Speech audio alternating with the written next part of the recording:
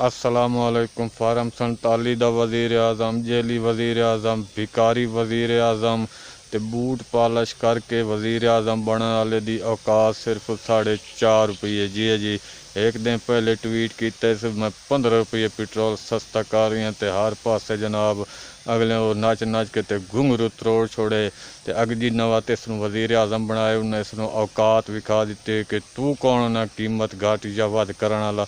आराम नाल बो। उन्हें जनाब 4.5 रुपये कीमत कम की पेट्रोल की, यानी उन्हें इस वज़ीर आज़म की जी कीमत लाई है वह 4.5 रुपये ला दी ने। तो इसनों आखे ने कि अच्छा बच्चा बन के रहो, तैन कोई आवाम नहीं इकतदार लै आंदा, अस तेन इकतदार दिता तो तू आराम सुकून नाल अच्छा बच्चा बन के रहो। उन्हें इसकी जी कीमत लाई है वह 4.5 रुपये लाए। बेचारा खपदा रही है भाई मेरी कोई इज्जत रखो, कोई भरम रखो। इस वेरी 15 रुपये घट कर दिए तो उतली वेरी तुसी 10-12 रुपये वधा दिया। उन्हें आख्या नहीं, इतने साड़ी मर्जी चलती, अस तेन इकतदार च लै आंदा तो इतने साड़ी मर्जी चली। शोदे की बड़ी बेइज्जती हुई है। खैर इहो जी केड़ी इज्जत होंदी है जो फारम 47 के जरिए वज़ीर आज़म बने, बूट पालिश करके वज़ीर आज़म बने, उसकी केड़ी इज्जत है। तो वैसे भी भिकारी की कोई इज्जत नहीं तो उसकी कोई चॉइस नहीं।